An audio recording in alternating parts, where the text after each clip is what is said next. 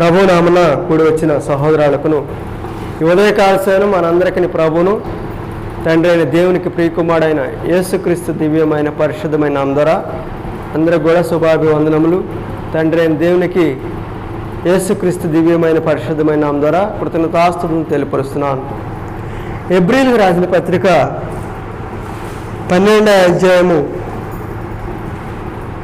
29వ వచనము, నిశ్చలమైన రాజ్యమును పొంది దైవ కృప కలిగి ఉందుము.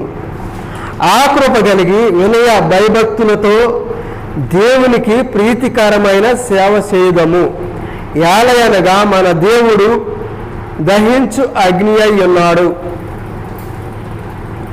దేవునికి ప్రీతికరమైన సేవ,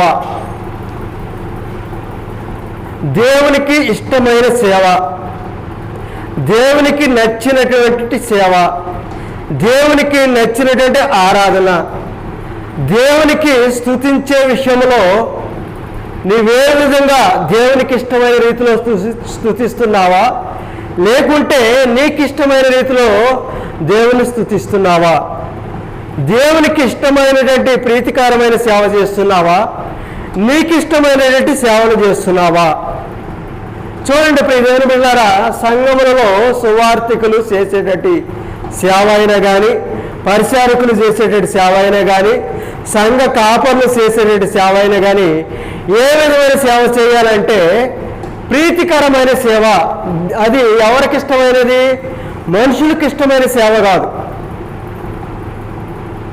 ఈ లోక సంబంధమైనటువంటి మనుషులకు ఇష్టమైన సేవ, వారికి అనుకూలమైనటువంటి సేవ కాదు చేయాల్సింది. దేవునికి ఇష్టమైన సేవ, దేవునికి ఇష్టమైన రీతిలోనే ఆరాధన జరపాలి. నీకు ఇష్టమైన రీతిలో నువ్వు ఆరాధించకూడదు. ఎందుకంటే మన దేవుడు దహించు అగ్ని అయి ఉన్నాడు.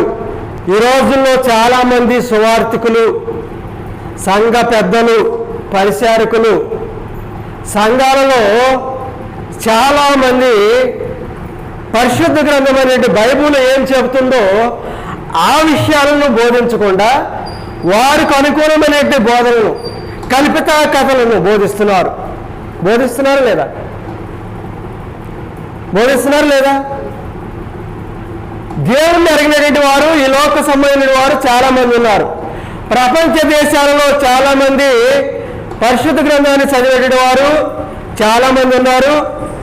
మరి గ్రంథమును చదివినటువంటి వారు కూడా చాలామంది ఉన్నారు. మన దేశము ఏ దేశము? భారతదేశము. ఏ దేశం అండి? భారతదేశము. మన దేశము భారతదేశము. హిందూ దేశము. ఏ దేశం అండి? హిందూ దేశమే కాదా? హిందువులు ఎక్కువగా నివసించేటటువంటి దేశము. క్రైస్తవులు ఎక్కువగా ఉన్నారా, ముస్లింలు ఎక్కువగా ఉన్నారా, లేకుంటే హిందువులు ఎక్కువగా ఉన్నారా అంటే హిందువులు ఎక్కువగా ఉన్నారు భారతదేశంలో. అందుకనే భారతదేశాన్ని హిందూ దేశం అని కూడా ఇతర దేశాల వారు పిలుస్తారు. భరతుడు అనేటువంటి రాజు పరిపాలించడం వల్ల భారతదేశానికి ఆ పేరు వచ్చింది. హిందువులు ఎక్కువగా ఉన్న ఈ దేశంలో, క్రైస్తవులు తక్కువగా ఉన్న దేశంలో ఉన్నాం మనము.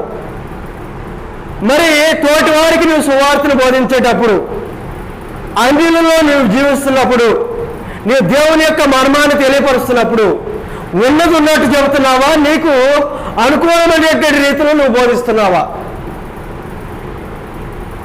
చాలామంది క్రైస్తవులు చేసేటువంటి ఆరాధనను ఎత్తి చూపేటువంటి వారు లేరా? ఈ లోక సంబంధమైనటువంటి వారిలో లేరా? చాలామంది ఉన్నారు. నువ్వు చేసేది పరిశుద్ధమైనటువంటి దేవుణ్ణి సేవ చేస్తున్నప్పుడు, పరిశుద్ధంగా చేస్తున్నప్పుడు, దేవునికి ఇష్టమైన సేవ చేసినప్పుడు వారు నువ్వు చేసేటువంటి సేవను చూసి వీరు ఆరాధించే దేవుడు నిజమైన దేవుడే అన్న భయం వారికి కలగాలి. నువ్వు వారికి అటువంటి భయాన్ని కలగజేయడం లేదు. ఒక సహోదరి, సినిమా పాటలు పాడేటువంటి సహోదరి, ఈరోజు చాలా రూడ్గా చెప్పాలని ఆశపడుతున్నాను. ఒక పెళ్ళిళ్ళ ఫంక్షన్లకు వెళ్ళి డీజే పాటలు పాడుతూ తన జీవనాన్ని కొనసాగించే ఒక సహోదరి తన దేవుడు ఆమెను దర్శించాడని, దేవుడు ఆమెతో మాట్లాడాడని, నేను దేవుడి సేవ చేస్తానని చెప్పి దేవుడిలోకి వచ్చింది. మంచిదే దేవుడి సేవ చేయడానికి వచ్చినప్పుడు. దేవుడి సేవ చేయడానికి వచ్చినప్పుడు పరిశుద్ధ గ్రంథమైన బైబిల్ ఏం చెప్తుందో అది తెలుసుకోవాలి. నువ్వు బోధించకూడదు, తెలిసి తెలియని బోధ చేయకూడదు. నిజమండి అది. చిన్నపిల్లవాడు నువ్వు నర్సరీ నుండి ఎల్కేజీ యూకేజీ చదువుతున్న పిల్లవాడిని 10th క్లాస్ సబ్జెక్ట్ చెప్పమంటే చెప్తాడా? చెప్పలేడు. వాడు 10th క్లాస్ దాకా సంవత్సరం బై సంవత్సరం ఎదుగుతూ రావాలి. ఒక్కసారిగా నాకు దేవుని దర్శనం జరిగిందని చెప్పి నువ్వు సినిమా పాటలు పాడే, డీజే పాటలు పాడే నీవు ఒక్కసారిగా ఆమె పాడినటువంటి పాటల ద్వారా ఈ లోకంలో ఆమె చాలా పాపులర్ అయింది. ఆ స్త్రీ ఎవరో కాదు, ప్రసన్న బోల్డ్ అని. ఆ స్త్రీ యేసే నా ప్రియుడు అని చెప్పి ఆమె డాన్సులు వేస్తూ గంతులు వేస్తూ పాటలు పాడుతుంది. అది నిజమైన ఆరాధన? అది నిజమైన దేవుని ఆరాధించడమా?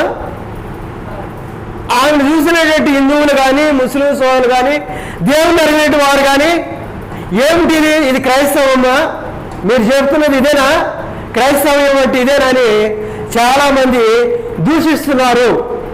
హాస్యం. మేరీ మాత విగ్రహాన్ని పూజించే వారు లేరా? మేరీ మాత ఎవరు? మరియమ్మ గారు ఎవరు? ఒక సామాన్యమైనటువంటి మానవ స్త్రీ, భూమి మీద పరిశుద్ధమైనటువంటి జీవితాన్ని కొనసాగిస్తున్న ఆ స్త్రీని ఆరాధించే వారు ఏ విధంగా ఆరాధిస్తున్నారు? అసలు మరియమ్మ గారి రూపాన్ని మీరు చూసారా? మరియమ్మ గారి మొహాన్ని మీరు చూసారా? ఆమె యొక్క ప్రతిమను విగ్రహాన్ని తయారు చేసి ఏమే యేసుక్రీస్తు ప్రభువుడి కంటేను, పరిశుద్ధాత్ముడి కంటేను, తండ్రి యెహోవా కంటే కూడా ఏమే ఎక్కువ అని చెప్పి ఆమెను ఆరాధిస్తున్నారు, ఆమెను పూజిస్తున్నారు. హిందువులు ఏమంటున్నారు తెలుసా? మేము చేసేది విగ్రహారాధన అయితే మీరు చేసేది ఏంటి? మీరు విగ్రహాలు మొక్కడం లేదా? మీరు విగ్రహాలకు కొబ్బరికాయలు కొట్టడం లేదా? మీరు విగ్రహాల ముందు కొవ్వొత్తులు వెలిగించడం లేదా? మీరు విగ్రహాల ముందు ప్రసాదం పెట్టడం లేదా? మీరు మాలలు వేయడం లేదా మాకులాగా? చాలా దురదృష్టం అండి. బైబిల్లో మరియమ్మ గారిని ఆరాధించమని బైబిల్ ఎక్కడని చెప్పిందా? ఆ గ్రంథం ఎవరో తెలుసా? వారు రాసుకునే గ్రంథము. అది పోప్ అని ఆయన ఒక దేశంలో ఉంటాడు. ఆ దేశం ఎక్కడంటే ఆ దేశం పేరు రావడం లేదు. ఆయన ద్వారా వచ్చినటువంటి గ్రంథం అది. ఆ యొక్క సంఘము ఆర్సిఎం చాలా వారు సొంతంగా రాసినటువంటి గ్రంథాన్ని చేతబట్టుకొని మరియమ్మ గారిని ఊరేగిస్తూ విగ్రహం అని చెప్పి బాలయేసుని చెప్పేసి విగ్రహాన్ని, యేసుక్రీస్తు వారి యొక్క రూపాన్ని ఎవరు చూశారండి? ఎవరు చూడలేదు. అప్పుడు చూసినట్టు వారు ఏమన్నా ఫోటోలు తీసి ఆ ఫోటో ఇప్పుడు దాకా ఏమైనా ఉందా? ఆ ప్రతిమాన్ని ఆ ఫోటోకి మొక్కుతావు, ఆ విగ్రహాన్ని మొక్కుతావు, ఆ విగ్రహానికి దండం పెడతావు, ఆ విగ్రహాన్ని మాల వేస్తావు, 40 దినాలు ఉపవాసాలు అని చెప్పి జపమాలలు చేస్తావు, మళ్ళీ వైట్ వస్త్రాలు ధరిస్తావు. కొంతమంది చూసి నవ్వుతున్నారు క్రైస్తవాన్ని చూసి. అది దేవునికి ఇష్టమైన ప్రీతికరమైన సేవ కాదని. నువ్వు చేసేది సేవ దేవునికి యోగ్యకరమైనటువంటి ఇష్టమైనటువంటి సేవ కాదు, ఇష్టమైన ఆరాధన కూడా కాదు. కంపల్సరీగా మీరు గుర్తుపెట్టుకోండి, మరియమ్మ గారు ఒక సామాన్య స్త్రీ. ఆమె యొక్క విగ్రహాన్ని కానీ తయారు చేసుకొని, యేసుక్రీస్తు ప్రభువారి యొక్క విగ్రహాన్ని తయారు చేసుకొని ఆమె యొక్క మొక్కడం అనేది గ్రంథంలో ఎక్కడ కూడా ఆమెను ఆరాధించమని, యేసుక్రీస్తు ప్రభువారి యొక్క విగ్రహాన్ని ఆరాధించమని మొక్కమని ఎక్కడ కూడా గ్రంథంలో లేదు. గురువుల మాత వందనము, వేలాంగిరి మాత వందనము, ఎవరికి వందనం చెబుతావు? ఆమె సామాన్య స్త్రీ. దేవునికి ఇష్టమైన సేవ చేయాలి. అందుకని అంటున్నాడు యెహోవా దేవుడు నిర్గమకాండములో, నేను రోషం కలిగిన దేవుడును, నేను తప్ప వేరొక దేవుడు మీకు లేడో, ఉండకూడదు. భూమి ఎందే కానీ, ఆకాశం ఎందే కానీ, భూమి కింద ఉన్నటువంటి నీళ్ళ ఎందే కానీ, ఉన్నటువంటి ఏ ప్రతిమ రూపాన్ని కూడా మీరు తయారు చేసుకొని దానికి మొక్కకూడదు, దాన్ని ఆరాధించకూడదు, దాన్ని పూజించకూడదు.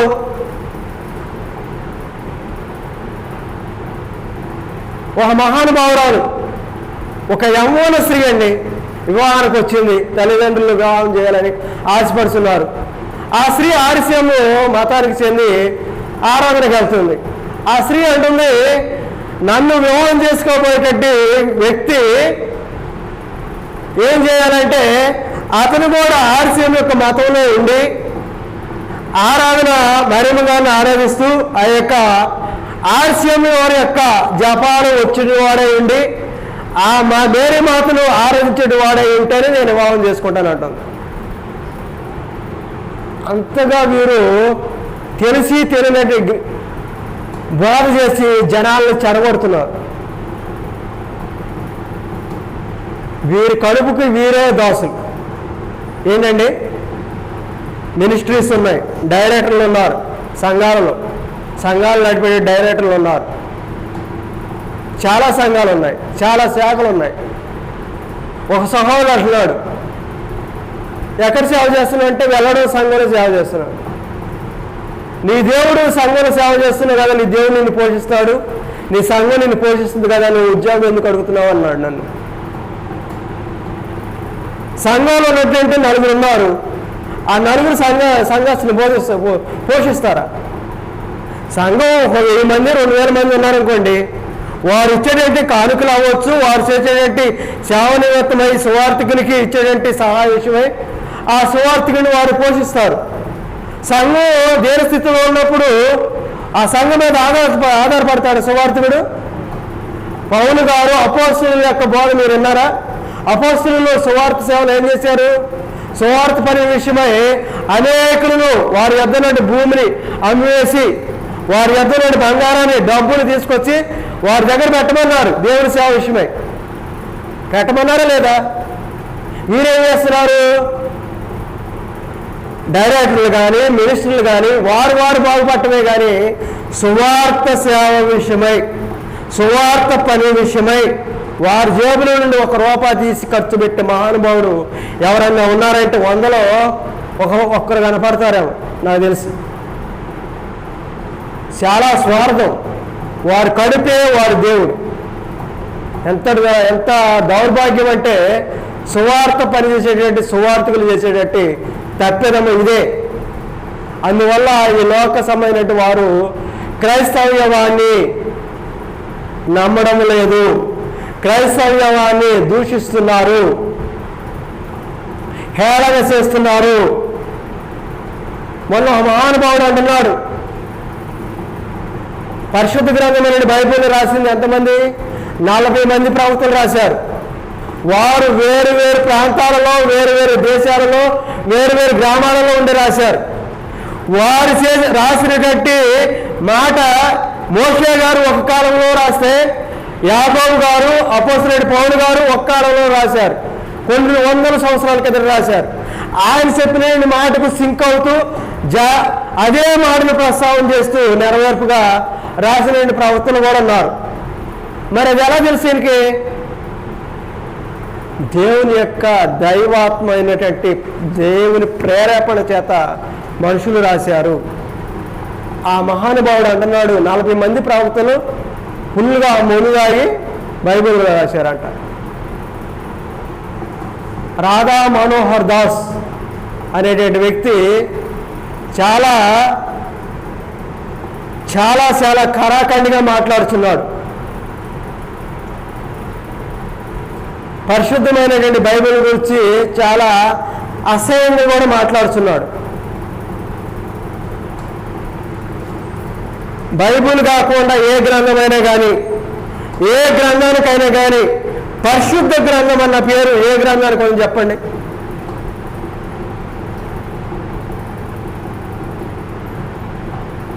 బైబిల్లో ఒక ఉన్నతమైన మాట ఉంది. ఏమిటో తెలుసా అది మీకు? భూమి ఉందా? మన భూమి, ఈ భూగోళాన్ని, భూమిని దేవుడు శూన్యంలో వేలాడ తీసినని ఉంది. యోబు గారు రాసినటువంటి గ్రంథము, యోబు గ్రంథము చూడండి, 26వ అధ్యాయము 7వ వచనము. సూర్యమండలం పైన ఉత్తర దిక్కునున్న ఆకాశ విశాలమును ఆయన పరిచెను, శూన్యపైన భూమిని వేలాడ చేసెను.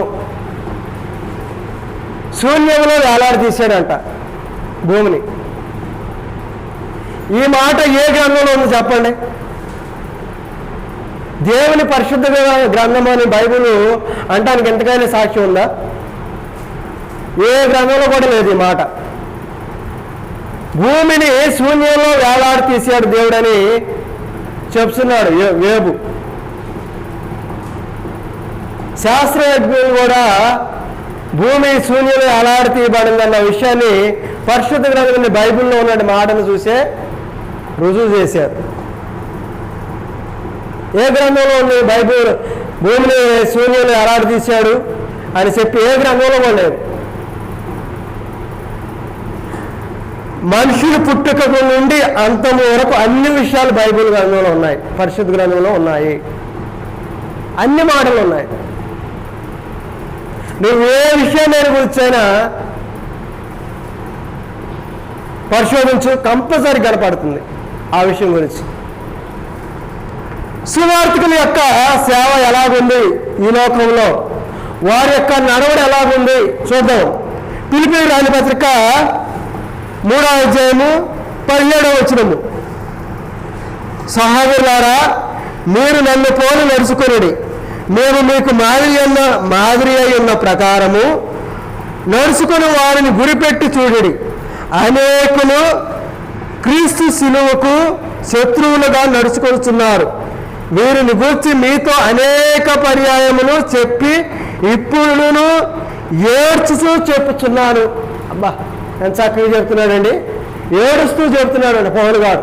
ఫిలిప్పీలో ఉన్న దేవుని సంఘానికి అంటున్నాడు, సహోదరులారా, మీరు మమ్మల్ని పోలి నడుచుకోనండి, అపోస్తలులను పోలి మీరు నడుచుకోనండి, క్రీస్తుని పోలి మీరు నడుచుకోనండి. క్రీస్తుకు విరోధమైనటువంటి శత్రువులు ఎక్కడో లేరు, మీలోనే ఉన్నారు, సంఘంలోనే ఉన్నారు, ఈ లోక సంబంధులు ఉన్నారు. యేసుక్రీస్తు వారు అన్నాడు, శిష్యులతో ఏమన్నాడు? తోడేళ్ల మధ్యకును గొర్రెలను పంపుతున్నారు అన్నాడు. అన్నాడా లేదా? అయితే మీకంటే ముందే తోడేళ్ళు బయలు వెళ్ళాయి అన్నాడు. అవి ఏం చేసాయి? గొర్రెల యొక్క చర్మాన్ని కప్పుకొని తెల్లటి వస్త్రాలు ధరించుకొని బయలుదేరతాయి పరిశుద్ధ గ్రంథాన్ని బైబిల్ తీసుకొని. మహానుభావుడు ప్రారంభం చేస్తే 500 కానుక పెట్టాలి, కానుక పెట్టకపోతే నీ వ్యాపారం జరగదంటాడు, నీ కుటుంబం దీవించబడదంటాడు. ఒక మహానుభావుడైతే విజయవాడ వస్త్రాలతో షాప్కి వెళ్ళి ప్రార్థన చేస్తున్నాడంట. చేస్తుంటే కానుక లేదు, ఏం లేదని అంటే ఈయన అన్నాడంట, నువ్వు కనుక కానుక పెట్టకపోతే నా దేవుడు నిన్ను శపిస్తాడు, అసలు నీ వ్యాపారం జరగదు అన్నాడంట. ఏం చేస్తున్నావు? అదే సేవ చేయటం. నువ్వు సువార్థికుడు వేరు. అసలు దేవుని యొక్క సేవ ఏ విధంగా చేయాలి? దేవునికి ఇష్టమైన సేవ చేయాలి, దేవునికి ప్రీతికరమైన సేవ చేయాలి. కానుకలు ఎప్పుడు నువ్వు సమర్పించాలి? ఆదివారం నాడు ఆరాధనలో కానుకలు ఇవ్వాలి. ఎవరినైనా గృహాలను దర్శించేవనుకో అవి ఇచ్చారనుకోండి, ఆ కానుకను నీ ప్రయాణ నిమిత్తమే సేవ నిమిత్తమే ఉపయోగించి మిగిలిన కానుక తీసుకొచ్చి దేవుని యొక్క సంఘంలో ఆరాధనలో సంఘ పెద్దల సమక్షంలో ఆ కానుకను నువ్వు చెప్పాలి. ఆ సంఘ పెద్దలు తీసి సువార్థికునికి ఇస్తారు. గృహ నిర్వాహకులు ఎవరంటే సంఘం యొక్క నిర్వహణ బాధ్యత ఎవరిదంటే సంఘ పెద్దలది, సంఘ కాపరులది, వారిదే సంఘం యొక్క నిర్వహణ బాధ్యత. కాబట్టి ఈ మహానుభావుడు ఏం చేస్తున్నాడంటే అక్కడ ఆ యొక్క షాప్కి వెళ్ళి వారిని బెదిరిస్తూ ప్రార్థన చేస్తున్నాడు. ఇంకొక మహానుభావుడు ఏం చేస్తాడంటే 100 మంది సువార్థికులను భోగి చేస్తాడు, పార్ట్నర్స్ని పిలుస్తాడు, అమెరికా వాళ్ళని. వీళ్ళు వీడియోలు చేస్తాడు. ఏం చేస్తాడు? వీడియోలు చేస్తాడు. వీళ్ళకి దారి ఖర్చులు 100 రూపాయలు 200 ఎత్తాడు. ఆ మీటింగ్ అప్పుడు భోజనం పెట్టి పంపిస్తాడు. తర్వాత ఈ యొక్క వీడియోలను, ఈ యొక్క ఫోటోలను ఇంటర్నెట్లో అప్లోడ్ చేసి వారు అక్కడ ఉన్నటువంటి అమెరికాలో ఉన్నటువంటి సంఘం ద్వారా కొంతమంది పరిచారకులు కానీ సంఘ కాపులు కానీ వారు ఇచ్చినటువంటి కానుకలను వీరికి పంపిస్తే ఈయన 1000 రూపాయలు ఖర్చు పెట్టి 1,00,000 రూపాయలు జేబులు వేసుకుంటాడు. ఇదేనా దేవుని సేవ? ఈయన కట్టుకునేటువంటి నివాసం ఏమో 2 స్టేర్లు 3 స్టేర్లు బిల్డింగ్ కట్టుకుంటాడు. ఈయన ఆరాధించేటువంటి పరిశుద్ధ స్థలమైనటువంటి చర్చ్ బిల్డింగ్కి ఏమన్నా రూపాయి ఇస్తాడంటే ఎవనే ఇవ్వడం. ఇస్తాడా? ఎప్పుడన్నా ఆ చర్చ్ బిల్డింగ్కి సున్నం పెయింటింగ్ వేయాలంటే సంఘస్థులకి ఇంటికి 1000 రూపాయలు వేస్తాడు, ఇంటికి 500 వేస్తాడు, ఇంటికి 500, ఇంటికి 1000 రూపాయలు వేస్తాడు, ప్రతి సంవత్సరం వేస్తాడు. అసలు క్రిస్మస్ అన్న పండగ పరిశుద్ధ గ్రంథంలో ఉందా అంటే లేనే లేదు. అలాగైతే యేసుక్రీస్తు ప్రభువు పుట్టలేదుగా, మీరు క్రిస్మస్ లేదని అంటారేంటి బ్రదర్? అసలు క్రిస్మస్ అన్న పదం ఎక్కడుంది బైబిల్లో? ఈస్టర్ అన్న పదం ఉందా? కానీ క్రీస్తు భూమి మీదకు వచ్చాడా అంటే రుజువు ఉంది. దానికి సంబంధించిన దాఖలాలు కూడా ఉన్నాయి. ఈ మహానుభావుడు ఏం చేస్తాడంటే సువార్తను బోధిస్తాడు కానీ అనుసరించడు. ఒక సహోదరి ఎంతో ప్రయాసపడి తన కుటుంబం నిమిత్తము ప్రార్థన పెట్టుకోవాలని ఆశపడుతున్నప్పుడు ఆ కుటుంబం యొక్క సభ్యులకు చెబుతాడు, మీరు పెట్టే భోజనము సహోదరులు 4, 5 పాస్టర్లు వాళ్ళు వస్తున్నారు, వారు మంచి విందు ఏర్పాటు చేయండి. ఆమె ఉన్నంతలో ఏర్పాటు చేసిద్ది, నువ్వు ఎవరు చెప్పడానికి? ఆమెకు ఉన్నది పెట్టింది, తింటే తిని లేకపోతే లేదు. నువ్వు నిజమైన దేవుని సేవకుడు అయితే ఆమె మంచినీళ్ళు ఇచ్చినా కానీ చిన్న ప్రేయర్ చేసి వెళ్ళిపోతావు, కారం వేసి పెట్టినా కానీ తిని వెళ్ళిపోతావు. నాకు బిర్యానీ వండు, 10,000 కానుక పెట్టు, సువార్త సభలో స్వస్థతా సభలో ఈ మహానుభావుడు వాకింగ్ చెప్పడానికి రమ్మంటే ఆయనకి చికెన్ బిర్యానీ, మటన్ బిర్యానీ, దానికి పెట్రోల్, కారుకి పెట్రోల్ ఖర్చులు, కారుకు ఒక 30,000 ఈ ముందే మాట్లాడుకొని బయలుదేరతాడు. అది ఇవ్వకపోతే రానంటాడు. సువార్త సభలకు వచ్చేటట్టు ఆయన 50,000, 40,000 రికమెండ్ చేస్తాడు. ఇంకో మహానుభావుడు పాటలు పాడటానికి వస్తాడు, 30,000 అంట. ఎవరు ఉన్నాడు మహానుభావుడు, 30,000, 40,000 ఇవ్వాలంట. పాట సువార్త సభకు వచ్చి పాటలు పాడితే ఆయనకి 40,000 ఇవ్వాలంట. స్టీవెన్సన్ డాన్స్ వేస్తాడు, ఎగురుతాడు, అందరినీ ఉరికెత్తాడు, డాన్స్ వేస్తూ పాటలు పాడిస్తాడు, ఆయన అరుస్తాడు. 40,000 నువ్వు పాటలు వచ్చి నువ్వు పాటలు పాడినందుకు. అదేనా మీ దేవుని సేవ చేసేది? మళ్ళా పేటిఎం నెంబరు ఏది, PhonePe number, Google account, SBI account అని చెప్పి ఆ పాటలు పాడేటప్పుడు యూట్యూబ్లో కింద అకౌంట్ నెంబర్లు ఇస్తాడు. కానుకలు పంపేవారు. ఇంకొక మహానుభావుడు అయితే ముందుకు అడిగేసి టోకెన్ అంట, టికెట్, ఆరాధనకు వస్తే టికెట్ అంట. కల్వారి టెంపుల్, ఆయన గురించి కూడా సతీష్ కుమార్ గారు నేను చెప్తున్నాను, ఈరోజు చాలామంది గురించి ఓపెనింగ్ చెప్తున్నాను. కల్వారి టెంపుల్ అని అక్కడ గుంటూరు కాకాని దగ్గర ఉంది, నమ్మూరు దగ్గర. వెళ్ళిన వాళ్ళు పరిచారకులు కొత్తగా వచ్చిన వాళ్ళ దగ్గరకే సభ్యత్వం తీసుకోవాలని టోకెన్ రాసి వాళ్ళ దగ్గర ముక్కు పిండినట్టు డబ్బులు వసూలు చేస్తారు. ఈ మహానుభావుడు ఎక్కడో స్క్రీన్ మీద ఉండి వాకింగ్ చెప్తాడు, ఎక్కడ కానుకలను స్వీకరిస్తారు. ఆరాధన రావాలంటే నువ్వు టోకెన్ పెట్టి డబ్బులు పర్మిషన్ తీసుకుని రావాలా? అదే నువ్వు చేసే ఆరాధన, నిజమైన ఆరాధన. అది ఏం చేస్తున్నావో తెలుసా? ఇంకో మహానుభావుడు ఉన్నాడు. ఆ మహానుభావుడు ఎలాగ ఆరాధిస్తాడంటే తండ్రి ఆరాధిస్తాడు, కొడుకు ఆరాధిస్తాడు, సేవలోనే ఉన్నాడు మహానుభావుడు. ఈ మూల నుండి స్టేజ్ మీద నుండి ఆ సేవ కురుతాడు, ఈ సేవ కురుతాడు, అడుగుని అరుతాడు, కేకలు పెడతాడు, నువ్వు నిజమైన దేవుడిని నమ్మావా అని అరుతాడు, నువ్వు నిజంగా ఉన్నావా అంటాడు. ఇంకో మహానుభావుడు పెంతుకోస్తు సంఘంలో శబరమ బబరమ అని అరుతాడు. ఎందుకు అరుతాడు? తెల్లని వస్త్రాలు ధరించుకొని రమ్మంటాడు. మన దేశం హిందూ సాంప్రదాయ దేశం. ఒక స్త్రీకి జ్ఞాపకంగా తన భర్త ఉన్నాడు అని జ్ఞాపకంగా ఏం చేస్తుంది?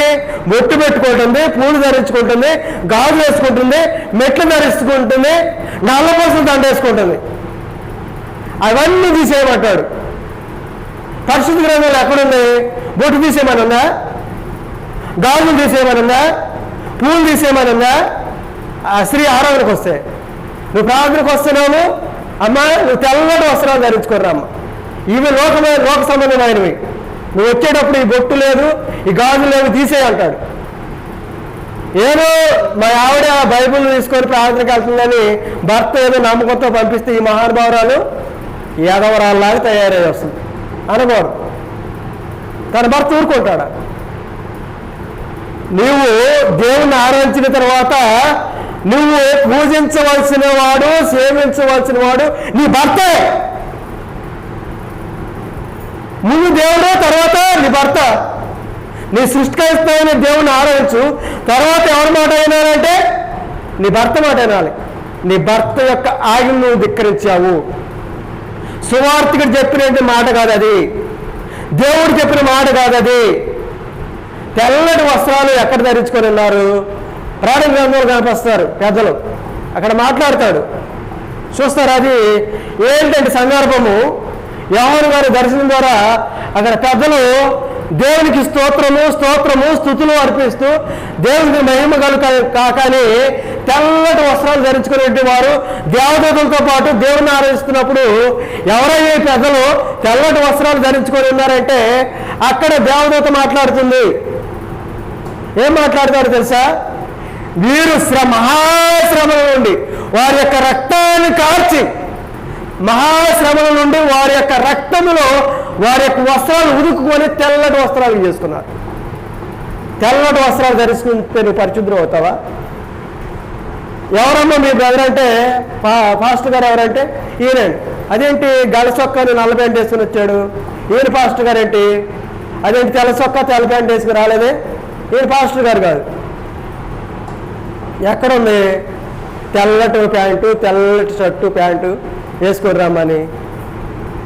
దావీదు గారితో యెహోవా దేవుడు అంటాడు, మనుషులు పైరూపాన్ని అలంకారాన్ని లక్ష్య పెడుతురు కానీ నేను మనుషుల యొక్క హృదయాన్ని చూస్తానంటాడు. మన దేవుడు ఏం చేస్తాడండి? మనుషుల యొక్క హృదయాన్ని చూసేవాడు మన దేవుడు. తర్వాత పిలిపిలి రాసిన పత్రిక 3వ అధ్యాయంలో 9వ వచనము,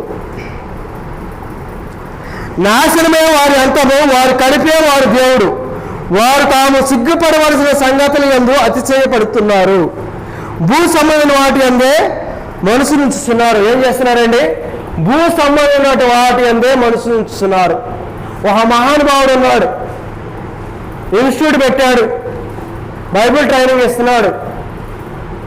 3 months ఇస్తాడు, 1 year ఇస్తాడు, 3 సంవత్సరాలు కూడా ట్రైనింగ్ ఇస్తాడు.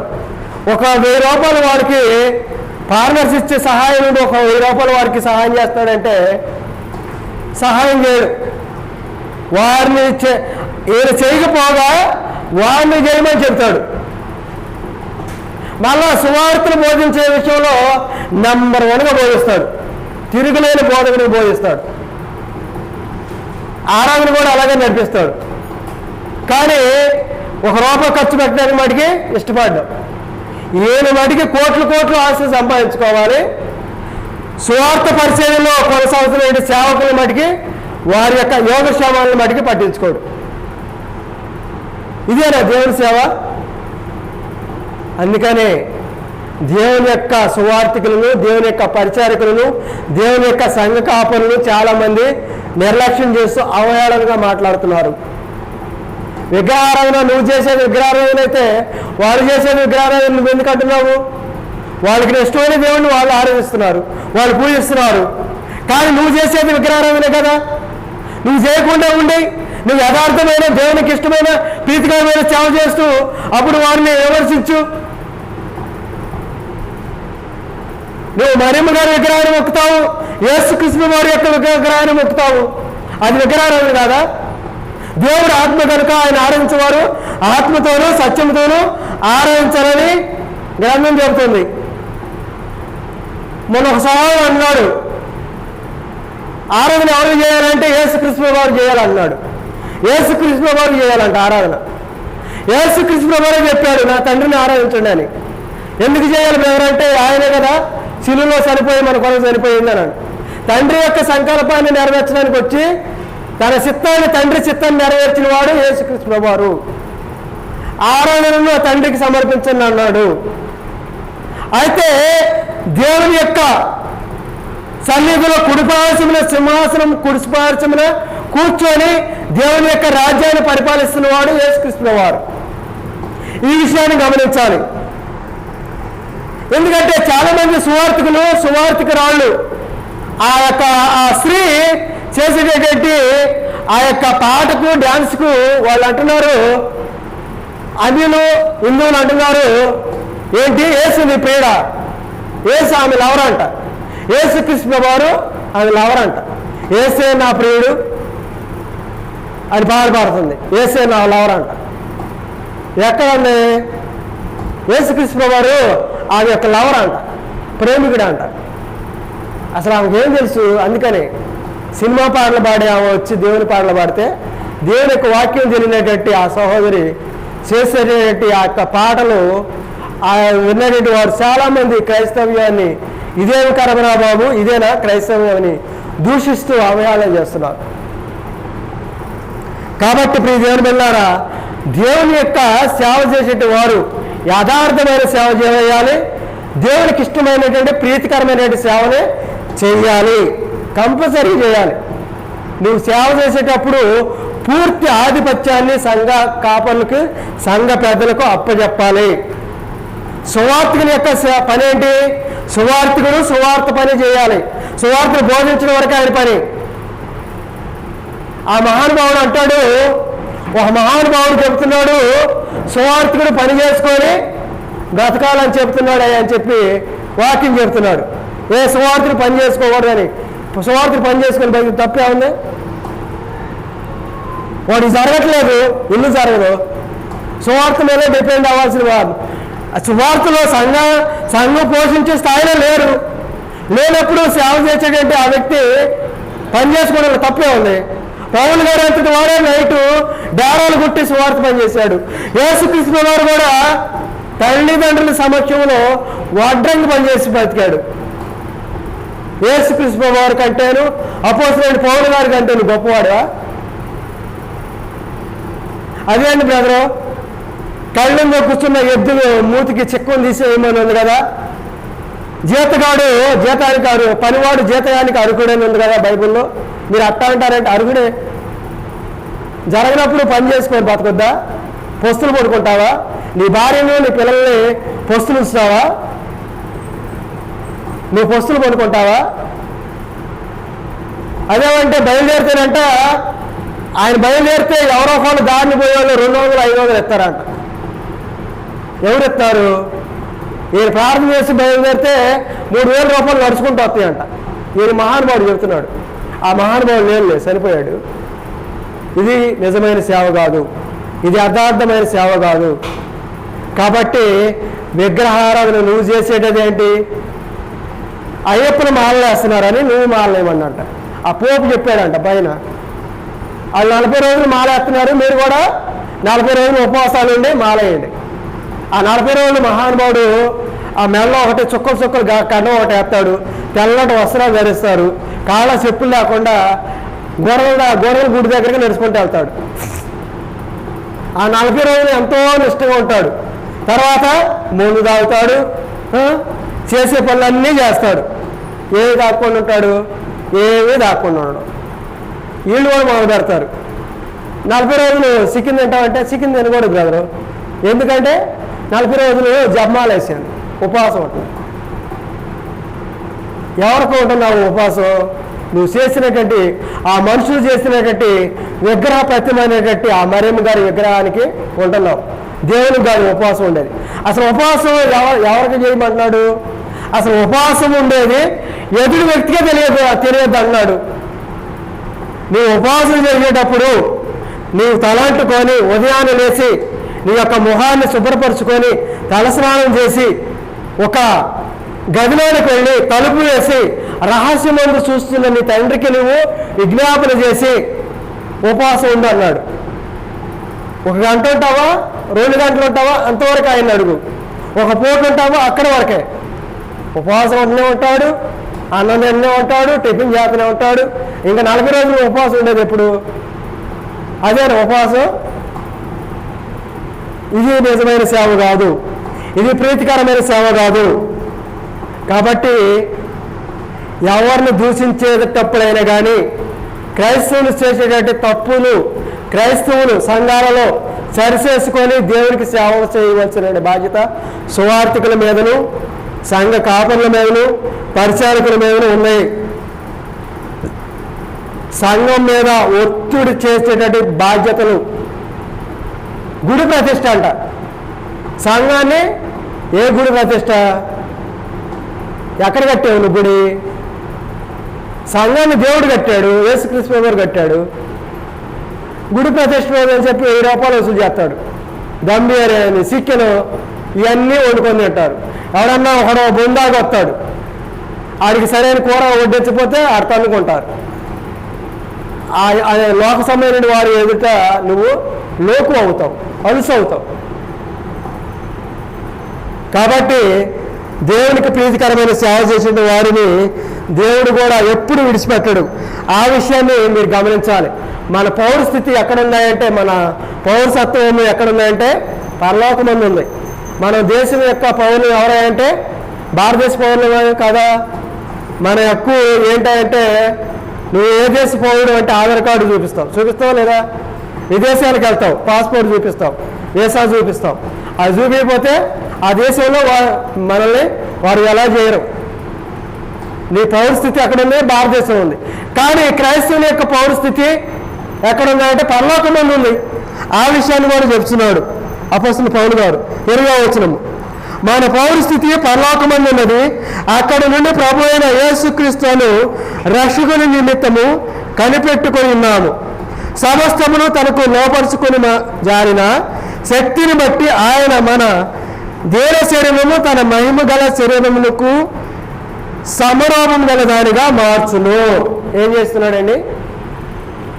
మన దేహమైన శరీరాన్ని దేవుడు క్రీస్తు సారూప్యంలోనికి సమరూపం వెళ్ళినట్టు శరీరంగా మార్చబోతున్నాడు. యేసుని ప్రియుడు కాదు, యేసుని లవర్ కాదు, ఆయన దేవుని కుమారుడు. ఆయన ద్వారా మనము దేవుని యొక్క రాజ్యంలోనికి, పరలోక రాజ్యంలోనికి రేపటి దినమున ప్రవేశించబోతున్నాము. కాబట్టి ప్రియమైన బిడ్డలారా, సువార్థికులు బోధించే బోధ బైబిల్లో వాక్యానుసారంగా ఉందా లేదనేది మీరు గమనించండి. ఎవరు ఏం చెప్పినా కానీ, నేనున్నా లేకపోయినా, ఏ మనిషి అయినా కానీ, ఎవరేం చెప్తున్నా కానీ బైబిల్లో ఉన్నది ఉన్నట్టు బోధిస్తున్నాడా, కల్పించి చెప్తున్నాడని గమనిస్తే వాడిని మనం నమ్మకూడదు. ఇంకో మహానుభావుడైతే ఇంకొక అడుగు ముందుకేసి కుంటివారిని నడిపిస్తాడంట, కళ్ళు లేని వారికి చూపు తెప్పిస్తాడంట. ఎప్పుడు ఎవరు తెప్పించారు ఆ విషయాన్ని? ఆ అద్భుత కార్యాలను, స్వస్థతలను యేసుక్రీస్తు వారు చేశారు. తర్వాత అపోస్తలులు చేశారు. ఎందుకు చేశారంటే ఆ స్వస్థతలు, అద్భుతాలు యేసుక్రీస్తు వారు చేయకపోతే ఈ లోకము ఈయన దేవుని కుమారుడని కూడా నమ్మేవారు కాదు. కాబట్టే ఆయన చేశాడు. అపోస్తలులు కూడా సువార్తను స్థిరపరచడానికి దేవుని యొక్క పరిశుద్ధాత్మ ప్రేరేపణ చేత ఆ యొక్క అద్భుతాలను, స్వస్థతలను వీరు చేశారు. అయితే స్వస్థతలు ఉన్నాయా, అద్భుతాలు ఉన్నాయా అంటే స్వస్థత అనేది ఉంది. ఏ విధంగా? నీవు రోగం బారిన పడ్డావు అనుకోండి, నీతిమంతుడును విశ్వాసపరమైనటువంటి వాడైన పరిశుద్ధుడైనటువంటి సంఘ కాపరి ఆ యొక్క కొబ్బరిని తీసుకొని విశ్వాస సహితమైన ప్రార్థనతో ఆ రోగుని ఎత్తి మీద చేయబెట్టి కొద్దిగా కొబ్బరిని రాసి ప్రార్థన చేస్తే ఆ క్షణంలో ఈయన యొక్క విశ్వాస, ఈయన యొక్క నడవడి, యథార్థమైన ప్రవర్తన సంఘ కాపరి యొక్క ప్రార్థన దేవుడు అంగీకరించడం ద్వారా ఆ రోగికి అక్కడికక్కడ మంచి ఆరోగ్యాన్ని పొందుకోవడం అనేది జరుగుతున్నదని ఉంది. ఇప్పుడు డెంగ్యూ జ్వరం వచ్చింది, బ్రదర్ నాకు ప్రార్థన చేయండి డెంగ్యూ జ్వరం తగ్గిద్ది అని చెప్పి నువ్వు ట్యాబ్లెట్లు వేసుకోకుండా ఇంజక్షన్ చేయించుకోకుండా నువ్వు ఉంటే నీకు డెంగ్యూ జ్వరం తగ్గిద్దా? నువ్వేం చేయాలి? ప్రార్థన చేయించుకొని ఒక మనుషుడి దగ్గరికి వెళ్ళి వైద్యాన్ని స్టార్ట్ చేయాలి. ఆ వైద్యం చేసే డాక్టర్ ద్వారా నిన్ను దేవుడు రక్షిస్తాడు. ఆ మనిషి రూపంలో దేవుడు నీకు వైద్యాన్ని అందిస్తాడు. అప్పుడు నిన్ను దేవుడు సేవ్ చేస్తాడు. అది దారిని పోతున్నావు, యాక్సిడెంట్ అయ్యింది, ఎవరో పట్టించుకోవడం లేదు. కానీ ఒకనొక వ్యక్తి వచ్చి నిన్ను పట్టించుకొని హాస్పిటల్లో చేర్చాడంటే ఆ మనిషికి, ఆ మనసును, ఆ యొక్క దేని మనసును ఆ కృపను కాదు చేసిన వాడు ఎవరంటే దేవుడు. లోక సంబంధం పట్టించుకోవచ్చు, దేవుని సంబంధమైన బిడ్డలు పట్టించుకుంటారు. ఈ విషయాన్ని గమనించాలి. నీకు సహాయం ఎక్కడ నుండో రాదు. నీవు చేసేటటువంటి విగ్రహ ఆరాధన, నువ్వు పెట్టేటటువంటి ప్రసాదము, నువ్వు పెట్టేటటువంటి నైవేద్యము, నువ్వు కొట్టేటటువంటి కొబ్బరికాయ ఎవరు తింటారు? ఆ విగ్రహాలు తింటాయా? ఆకలితున్నటువంటి వ్యక్తికి పెట్టు. అసలు మానవ సేవే మాధవ సేవ అని ఒక మహానుభావుడు అన్నారు. ఎవరా మాట అంది? గాంధీ గారా మదర్ తెరిసేనా మాట అంది? మానవ సేవే మాధవ సేవ అన్నమాట లేదు లేదు, అది హిందూ గ్రంథంలో ఉన్నమాట అది. అయితే చూడండి ప్రజలు బిడ్డలారా, మదర్ తెరిసా గారు కూడా చాలా మనుషులకు చాలా సేవ చేసింది. మన దేశానికి చెందిన స్త్రీ అంటే ఆమె కాదు, కానీ ఆమె యొక్క విగ్రహాలను చాలా గ్రామాల్లో ప్రతిష్ఠించారు. ఎందుకు ప్రతిష్ఠించారు? కుష్ఠరోగులను, చేయవచ్చినటువంటి వారిని, ఎంతోమంది రోగులను, అనాథ బిడ్డలను చేరదీసి ఎత్తుకొని వారికి ప్రీతికరమైన సేవ చేసింది. ఆమె ఇష్టమైన సేవ చేసింది. నీ కన్న తండ్రి నీ ఒంట్లో రోగాలు పడితే పట్టుకోడు ఒక మహానుభావుడు. కొడుకు పట్టుకోడు, కూతురు కూడా పట్టుకోదు. ఎందుకంటే తండ్రికి వచ్చిన వ్యాధి వీడికి వచ్చిద్దామని భయం. ఈ మహానుభావుడు ఏం చేస్తాడంటే ఇంటికి వెలుపులా చిన్న పాకేస్తాడు, అందులో ఒక కుండ పెడతాడు, మంచినీళ్ళు పెడతాడు, ఒక ప్లేటు సపరేట్గా పెడతాడు. ఎందుకంటే ఆ ప్లేటు వీళ్ళ కుమారులు అంటుకోకూడదు. రేపు ఈ కుమారులు ఆ పరిస్థితి చేయరా ఏంటి? అంతా నీ కుమారులు కూడా గమనిస్తూనే ఉంటారు. రేపు నీవు వృద్ధాప్యానికి వచ్చినప్పుడు తాతకు నువ్వేం చేసావో మాకు గుర్తే ఉందని అంటాడా లేదా? మళ్ళీ ఇంకో మహానుభావుడు ఏం చెప్తాడు? ఇంట్లో 6 గదులు ఉంటే ఒక మూల గదిలో పెడతాడు. మూల కూడా కాదు, వరండాలో పడుకోబెడతాడు.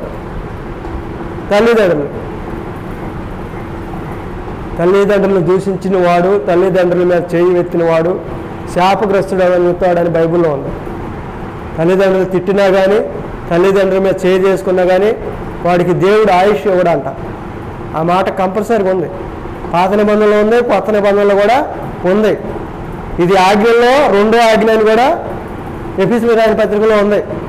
దేవుని ఏ విధంగా నువ్వు ఆరాధిస్తావో తల్లిదండ్రులను కూడా సన్మానించడం అనేది కూడా ఒక క్రియ, అది ఒక పని. దాని కనుక నువ్వు చేయకపోతే నీవు దీర్ఘాయుష్మంతుడిగా భూమి మీద జీవించలేవు. నీకు మంచి ఆరోగ్యం కావాలంటే, నువ్వు జీవించే సంవత్సరాలు పెరగాలంటే దేవుని తర్వాత దేవుని రూపంలో ఉన్న నీ తల్లిదండ్రులు నువ్వు సన్మానించాలంటే చనిపోయిన తర్వాత నీకు ఇష్టమైనటువంటి ఒక 2 లక్షలు ఖర్చు పెట్టి భోజనాలు పెట్టడం కాదు, సమాధి పాడరాయితో కట్టేయడం కాదు. వాళ్ళు బతికొండగానే వాళ్ళకి జ్వరం వచ్చినప్పుడు ఒక ట్యాబ్లెట్ వేయటం, వాళ్ళకి మంచి కాయలు ఆహారాన్ని పెట్టడం. వాళ్ళు నడవలేదు. ముసలితనానికి వచ్చినట్టు పిల్లల తల్లిదండ్రులు ఎటువంటి వారితో సమానం తెలుసండి? చిన్న పిల్లల మాదిరి. వారు 3 కాళ్ళతో నడుస్తారు. ముసలితనానికి వచ్చాక ఒక కర్ర, ఒక కాలైతే 2 కాళ్ళు, ఒకసారి అయితే 4 కాళ్ళతో బందాడతారు. నడువులు వంగిపోయి, బాగా హైట్ ఉన్న మనిషి నడువు వంగిపోద్ది తెలుసండి. ముసలితనానికి వచ్చినప్పుడు నడుము ఇలా బెండ్ అయిపోద్దా లేదా? మనిషి వంగిపోతాడు. శరీర అవయవాలు అన్నీ వంగిపోయినప్పుడు ఇట్ట చేతుల మీద కాళ్ళ మీద బందాడతారు ముసలోళ్ళు కూడా. వాళ్ళు చిన్న పిల్లల మాదిరి. ఇప్పుడు ఈ దేవుని బిడ్డలారా గమనించండి. కాబట్టి నీ తల్లిదండ్రులను నువ్వు నిర్లక్ష్యం చేయొద్దు, వాళ్ళ అనాథ ఆశ్రమాల్లో చేర్చవద్దు. ఈ ఛానల్ ద్వారా చూస్తున్నటువంటి వారైనా, దేవుని సంఘ బిడ్డలైనా ఎవరైనా కానీ చిన్న పిల్లల మాదిరి. నీవు పుట్టినప్పుడు చిన్న పిల్లల వాడిని తల్లి, వాడు బహిర్భూమికి వెళ్ళినప్పుడు, బయటికి వెళ్ళినప్పుడు ఎలాగ శుభ్రపరిచి కడుగుతుందో, నీ తల్లిదండ్రులు మంచాలు పడినప్పుడు నీవు వారి యొక్క వస్త్రాలు మార్చి కడగాలి. సిగ్గుపడకూడదు. నువ్వు సిగ్గుపడితే నువ్వు ఎదిగేవాడువా? నీ తల్లి నిన్ను శుభ్రపరచకపోతే నువ్వు ఎదిగేవాడువా? నీ తండ్రి నిన్ను చూపించకపోతే పెంచకపోతే నువ్వు ఎదిగేవాడువా? కాబట్టి ఈ విషయాన్ని గమనించాలి. కాబట్టి దేవునికి ప్రీతికరమైన సేవ చేయండి. అదేవిధంగా దేవుని యొక్క రూపంలో ఉన్నటువంటి తల్లిదండ్రులు కూడా ప్రీతికరమైన ఇష్టమైన సేవ చేయండి. అయిష్టంగా చేయొద్దు. నీ భార్య మాట విని నీవు తల్లిదండ్రులు కొట్టొద్దు, తల్లిదండ్రులు దూషించొద్దు. కోడల రూపంలో ఉన్నటువంటి వారు ఎవరైనా కానీ, అత్త కూడా నీ తల్లి లాంటిదే, మామ కూడా నీ తండ్రి లాంటి వాడే, గమనించాలి. కాబట్టి ప్రీతికరమైన సేవ చేయండి. మరి తోటి సహోదరులైనటువంటి మన సహోదరులు ఈ దేశంలో చాలామంది అన్యులు, లోక సంబంధించిన వారు, దేవుని ఎరగినటువంటి వారు ఉన్నారు. ఆ బిడ్డల ఎడల మీరు భయభక్తులు కలిగిన వారుగా, వారు ఏదైనా కార్యక్రమానికి ఆహ్వానిస్తే ప్రేమపూర్వకంగా వెళ్ళండి, ప్రార్థన చేసుకునండి, తినండి. ఇది నీ దేవుడికి పెట్టావు నాకు వద్దు అని వారిని అవహేళన చేయొద్దు, వారిని అవమానించొద్దు. ప్రతిదీ దేవుడు సృష్టించిన ప్రతిదీ కూడా తినదగినదే. పాత నిబంధనలు అయితే ఇది తినండి అది తినండి అని రూల్స్ పెట్టాడు. కానీ కొత్త నిబంధనలకు వచ్చి పౌలు గారు అంటాడు, ప్రతిదీ కూడా మీరు పానమ చేసినను ఆహార పుచ్చుకులను దేవునికి కృతజ్ఞతాస్తుతులు చెల్లించి తినండి అన్నాడు. అన్నాడు లేదా? ఒక హిందూ స్త్రీ, ఒక హిందూ భక్తుడు భోజనాన్ని పిలిచినప్పుడు నేను రానని కరాకని చెప్పొద్దు. భోజనానికి వెళ్ళండి, ప్రార్థన చేసుకుని తినండి. ఆయన కనుక వచ్చి పలానా దేవతకి దేవుడికి పెట్టాను నువ్వు తినొద్దురా బాబు అంటే అప్పుడు తినొద్దు. ఆ మాట అనడం. ఆహారం తినదు బ్రదర్ అంటాడు, అంతే. నువ్వు ప్రార్థన చేసుకుని తిను.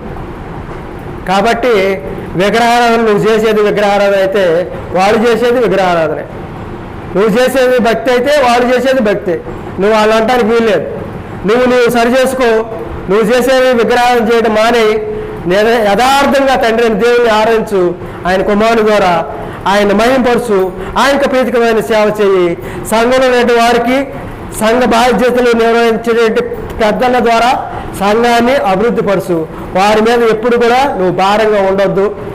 కాబట్టి దేవునికి ఇష్టమైన ప్రీతికరమైన సేవ చేయమని సువార్థికులను, సంఘ కాపరులకును, సంఘ పరిచారకులను నన్ను నేను హెచ్చరించుకొనుచు ఇట్టి అవకాశం ఇచ్చిన మీకును తండ్రి దేవునికి కూడా అందరికీ శుభాభివందనములు.